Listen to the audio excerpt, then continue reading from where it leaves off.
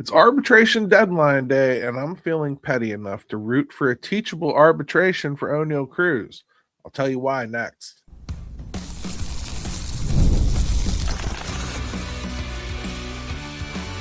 You are Locked On Pirates, your daily Pittsburgh Pirates podcast, part of the Locked On Podcast Network, your team every day.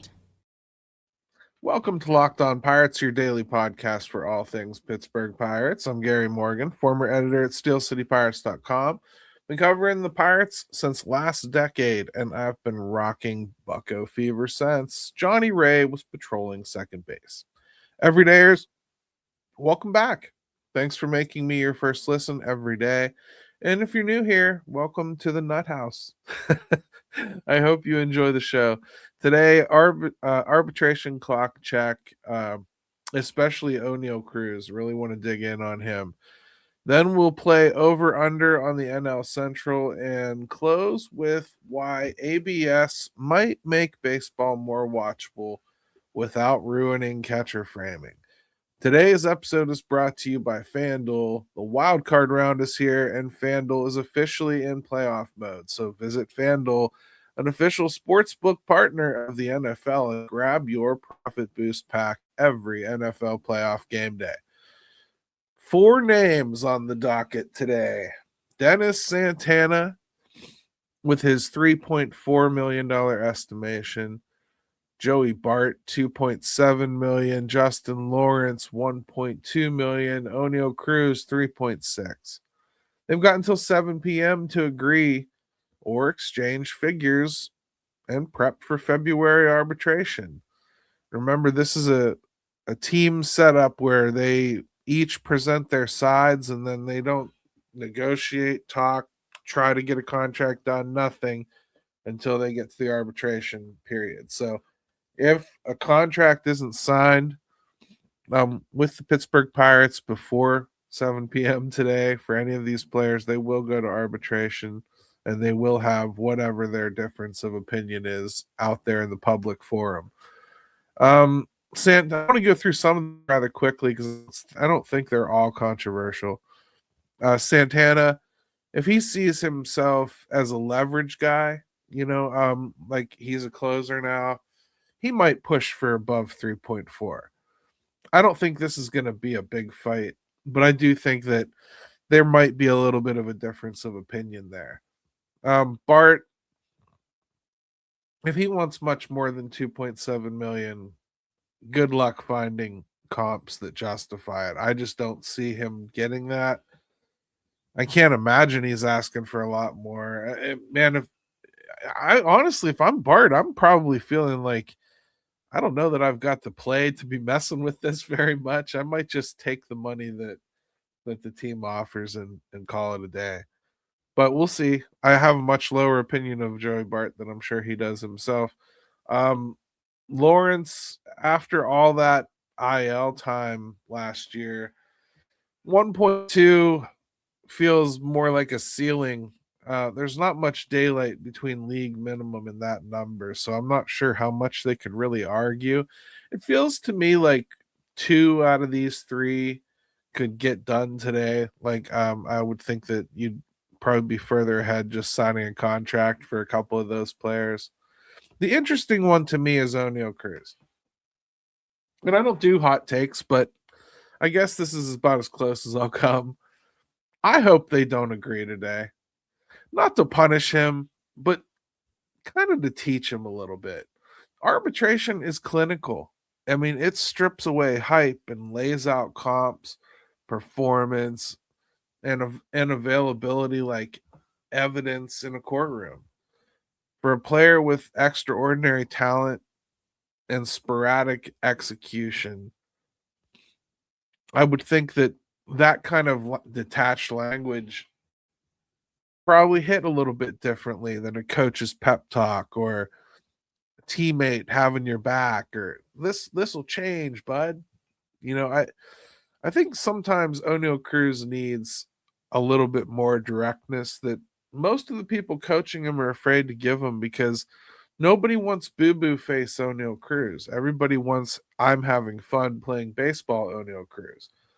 That's a big reason why Derek Shelton really never corrected him at all, which kind of led to this situation that I think Don Kelly has kind of had to pick up and figure out. And it's a big thing for this team. Don Kelly did not have the same success with Oneil Cruz that Derek Shelton did. It's one of the very few players that you can say that with, but he didn't.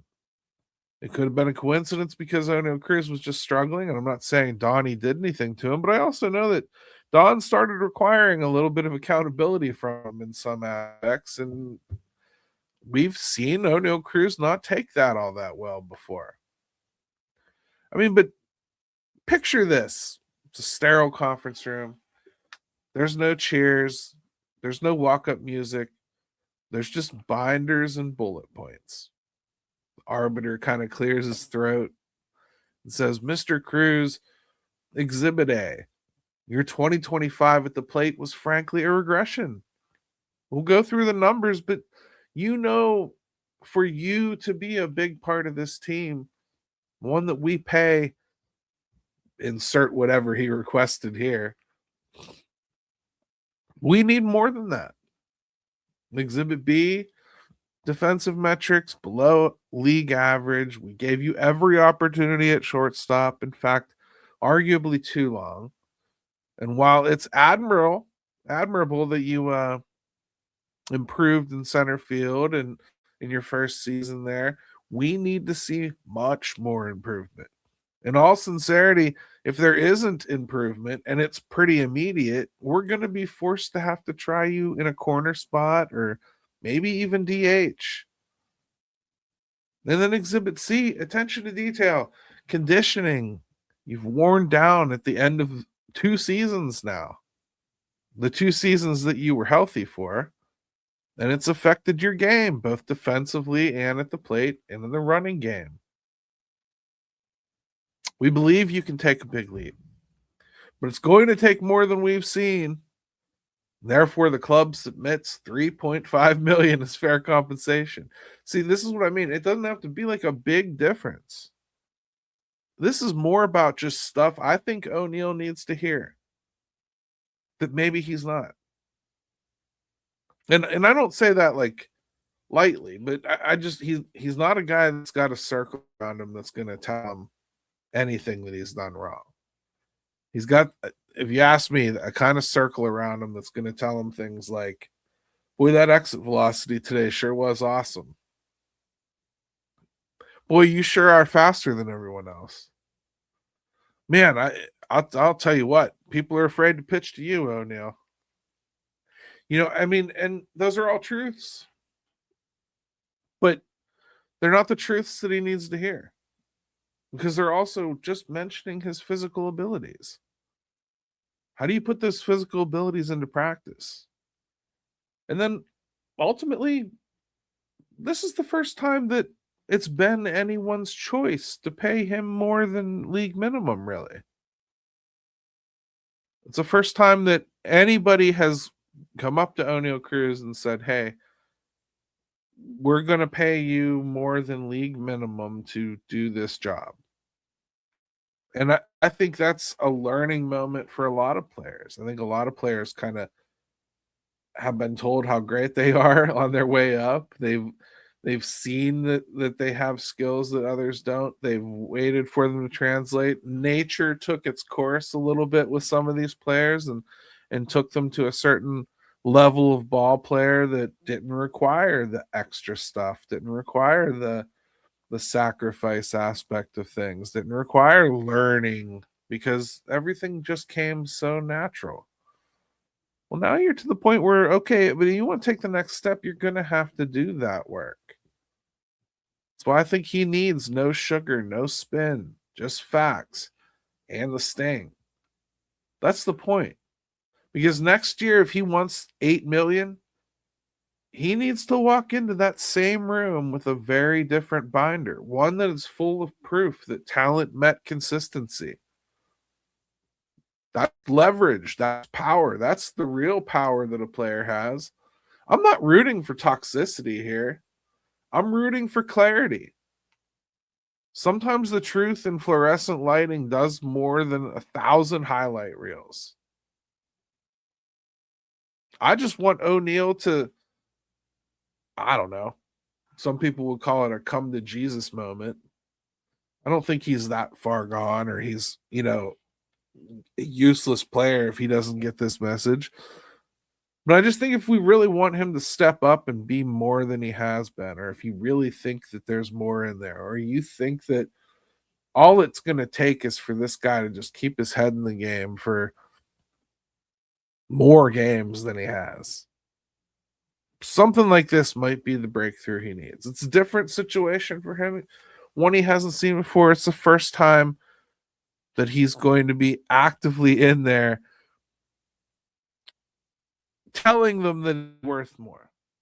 Think about back to before he got called up to the majors, that moment where he's rounding second base and he's tapping his watch because he should have been called up, right? He was being hard done by. Should be called up to the league. You're ready, right? Well, he's been up here now. And that was the last time that he got to tell the team they were wrong. They weren't thinking of him properly. They weren't being fair to him. They weren't letting him have an opportunity. They were holding him back.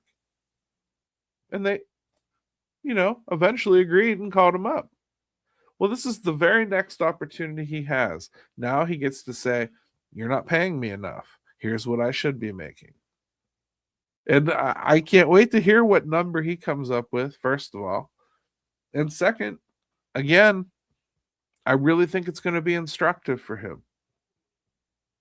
Because it's the first time, I bet, anybody has sat there in any kind of concentrated way and told him his shortcomings. Told him the things he has to actually get better at. Some people don't hear that stuff. I bet nobody really directly made fun of Shaq about free throws until he was like 35 years old. I bet you just leave those shortcomings go. But if you want to be better than you are, you need pushed. And this team certainly needs Oneil Cruz to be better than he's been. Speaking of leverage, let's see who in the NL Central actually improved theirs. That's next.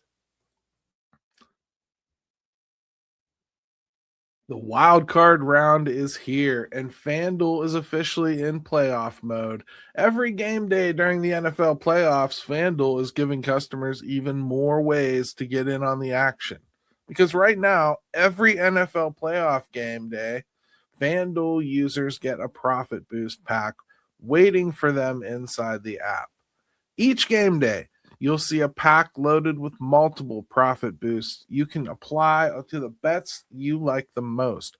Open your profit boost pack first thing on game day and see what boost you want to apply. The boosts let you lean into your game day instincts a little bit more. Whether you're backing momentum, defense, quarterback, player, coaching, the boosts give you more juice on the bets you already like instead of forcing you to bet something new. Every play feels bigger, and the boosts make your bets feel that way too. You make your pick, then apply your profit boosts to go after even bigger payouts while the playoffs get rolling. So visit FanDuel, an official sportsbook partner of the NFL, and grab your profit boost pack every NFL playoff game day.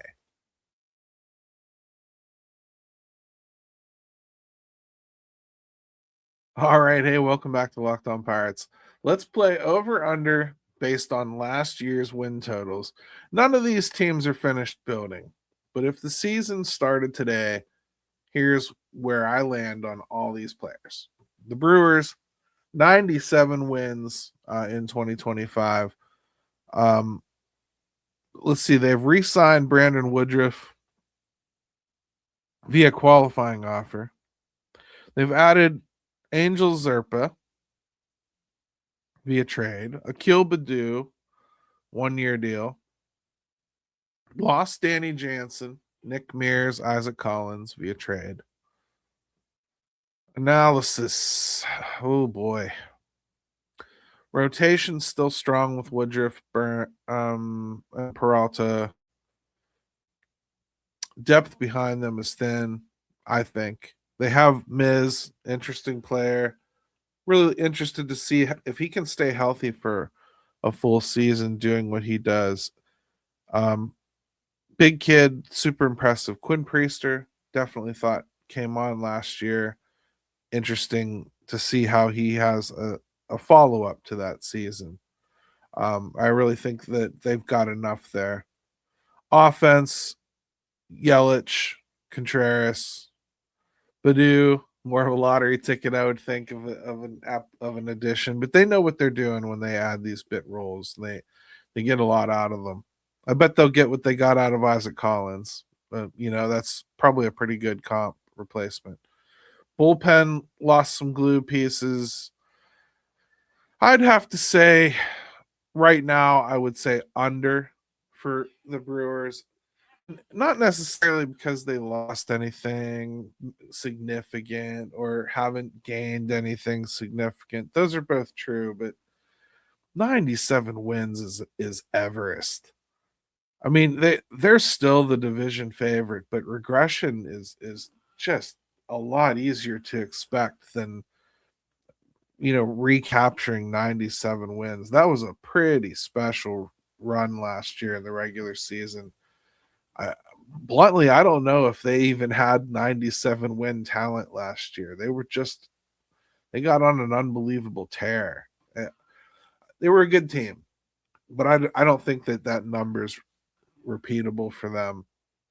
The Cubs had 92 wins. Here's their major moves. Edward Cabrera trade just happened.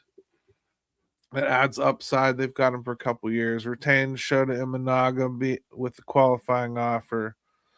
Bullpen's been fortified with Maton and Milner.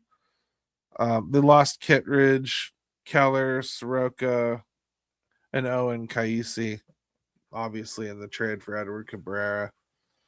Rotation depth's improved, but Cabrera is volatile, so I'm not 100% sure what to expect there. I'm not sure what to expect from Matthew Boyd. He's never pitched like he did last year, and that was either a fluke or boy, he figured something out.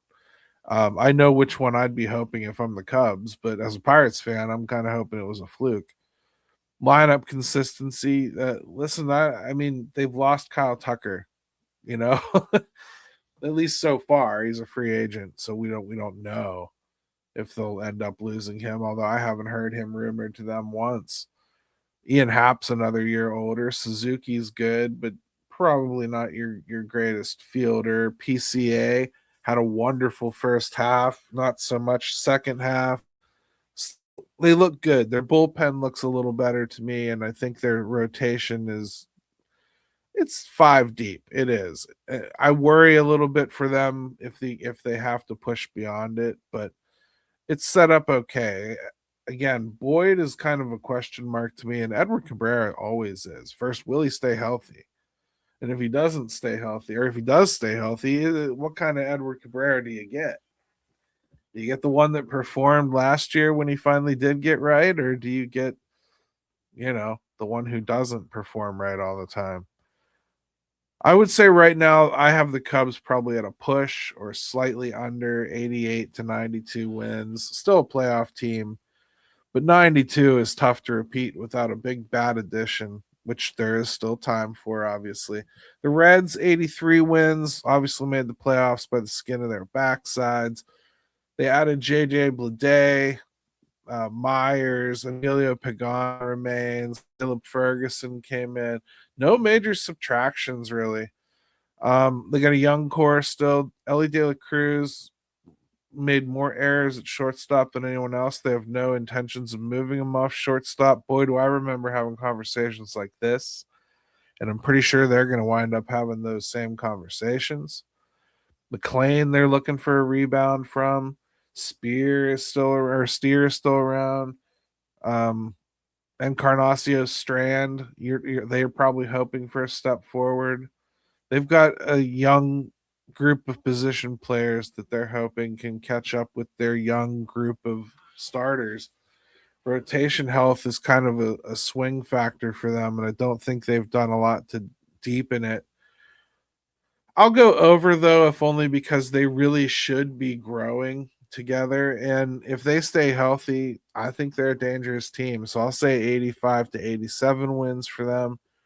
Cardinals had 78 wins last year. They've added Dustin May to a 1-year deal.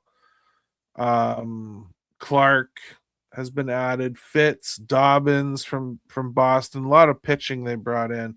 They've traded out Sonny Gray and Wilson Contreras. I mean, there's no other way to look at that. And I don't think they're done trading either. I think they've got more guys they want to move. Rotation, it is a question mark. May is a high variance guy. The other guys are, I think people that kind of struggle with their fastball getting hit. Especially the guys they got from Boston, that they're both pretty chronic with that. Losing Contreras really hurts their lineup stability, and it looks as though Nolan Arenado refuses to be traded still. So that's another guy that you're kind of just waiting for another year of father time to take a chunk out of before you wind up, going back out and seeing what you get done. Verdict for me on the Cardinals, I mean, I would say under 78 wins. I think they're probably somewhere in the 74 to 80 win range right now. Ceiling's around 80 if everything clicks, but the floor is pretty ugly to me. They could get even worse, especially as they continue this offseason. I don't see them going in the other direction. Pirates, obviously the worst last year, 71 wins. Here's the moves they've made. Brandon Lau comes in, Ryan O'Hearn comes in, Gregory Soto comes in, Mangum, Montgomery, Garcia. They lost Oviedo, Burrows, Holderman. I guess you can consider David Bednar, even though that was the last deadline, so we probably should already be over that. Offense should be better. Lowe and O'Hearn are real MLB bats, no doubt about it. Rotation depth is there, but I would say it's a little fragile, kind of what we talked about on yesterday's show. It's young, untested. It's really hard to count on youth. And when you're backing up youth with more youth, sometimes it's hard to tell if you're giving the right one the opportunity. And you can almost get too antsy and not give anybody the right opportunity. So it depends on how you handle it. Wild cards for me are Oneil Cruz, Henry Davis, Brian Reynolds. They're basically the guys that were here doing better. I'm going to go over. I just think the natural progression is over. I would say they're somewhere in the 75 to 82 win area right now. Maybe not a playoff team yet. They're certainly headed there if they get rebounds from some of these guys, like we just mentioned, Oneil Cruz, Brian Reynolds, and a step got somebody like Henry, Connor Griffin gets here. You're looking at a team that's right there on the border, I think. Obviously, they can play better and surprise everybody, and we'll be talking about how stupid I was for this, but we're talking about right now where we are in the off season too. So that's my board. Brewers still lead, Cubs right behind, Reds are creeping, Cards are wobbling, the Pirates are moving forward. They really are. Let's talk tech, because ABS is coming and it's not the robot apocalypse you think.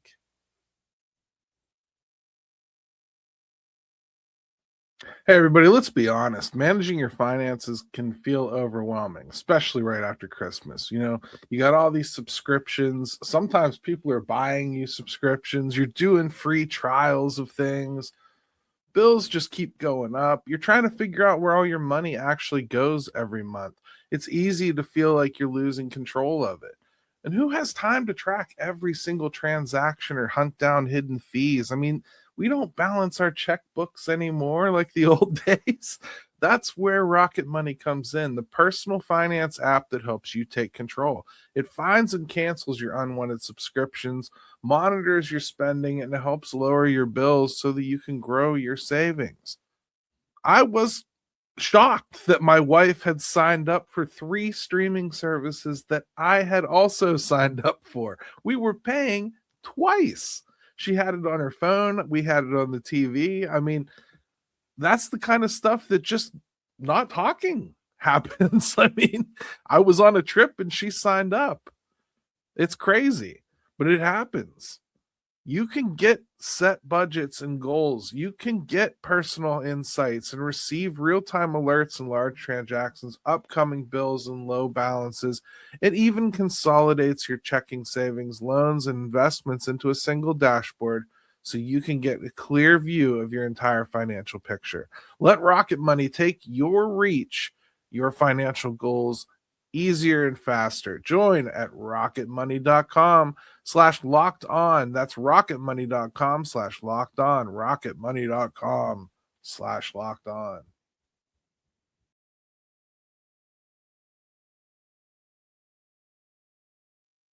Hey everybody, welcome back to Locked On Pirates. We're going to talk about ABS a little bit. And I know it sounds scary to some people, the automated balls and strike system, but it's really just a challenge system with receipts. I'm more scared of the slippery slope that it begins than I am the effect of the actual implementation of this system. We have a tendency to demand perfection when we know it's possible, and there will be no denying that it's possible when you watch the system implemented. And it's just a matter of time before somebody is so bad at umpiring that 5, 6 calls get overturned. Somebody runs out of challenges, and there's an important one that can't be challenged that is left for later. We're still going to see at home who was right and wrong, whether they challenge or not. So I think there's going to be a lot of consternation about it. But here's how it works. Umpires still call 98% of pitches under this system. The batter, catcher, or the pitcher can challenge. 2 challenges per team, retained if successful. And then a Hawkeye graphic pops up on the scoreboard. It gives you a little bit of instant drama. Everybody in the ballpark gets to see what's going on. The whole thing's resolved in under 14 seconds. So teams are already, and I know this to be true for the Pittsburgh Pirates as well, they're already building internal rules. Save challenges for 3-2 counts, late innings, high leverage. Pitchers and catchers will have hand signals for quick decisions. It's going to add a whole other chess game that it already kind of feels like poker, right? We're already bluffing and everything. Now I think we're going to add another layer of strategy as far as how you use these things. As far as the impact on pace goes, 4 challenges per game on average is what we've seen in the minors. It adds less than a minute total. Pitch clock still rolls the day. I don't think for those pace of play wonks out there, I don't think you have anything to worry about. It's pretty seamless. If you've gone to any minor league games or watched any minor league games, I bet you barely noticed it. I really do. It's pretty seamless, really. Human element preserved. I think that's important. Catcher framing is still going to matter. Umpires are still going to control the flow. And this is not a robo-ump. It's a safety net for the worst misses. I know that it's going to be difficult for some to come to grips with the fact that they could get every strike and ball 100% right immediately. There's no way to avoid implementing this technology and having you, the consumer, you, the fan, not know immediately that they could do it on every pitch without asking. And all the pitches could be accurate. There's no way to avoid that. I would just say if they got to that point. And eventually we will. We will get to that point eventually. We will. The sentimentality of having to have a human back there and make these calls and that calls. at least on the balls and strikes aspect of things. And I would imagine on check swings too. There will be some kind of a technology that comes along that tells you whether you broke the plane or not, right? And they'll have cameras specifically pointed down the lines to make sure. And we'll see more guys with their check swings not getting called strike and vice versa. Eventually, when you can get something right in sports and you start down this road of giving that to fans, you implement replay. It's very hard to hold replay back. How frustrating is it now, even when there's something that happens, it's very obvious. And the reason that your manager can't ask for a review is because, simply put, the rules say that that's not reviewable. Well, it's reviewable to you, the fan. You're watching it happen on screen. You're seeing 50 million replays of it while we're arguing about it. It's very reviewable to you. You know they have the technology, right? That's just because it's not allowed. Well, let's say you have a really bad umpire one day and your pitcher, for some reason, decides to challenge a couple pitches that were borderline as opposed to some of the egregious ones and loses the challenge on a couple of them. You could see a hothead pitcher doing that.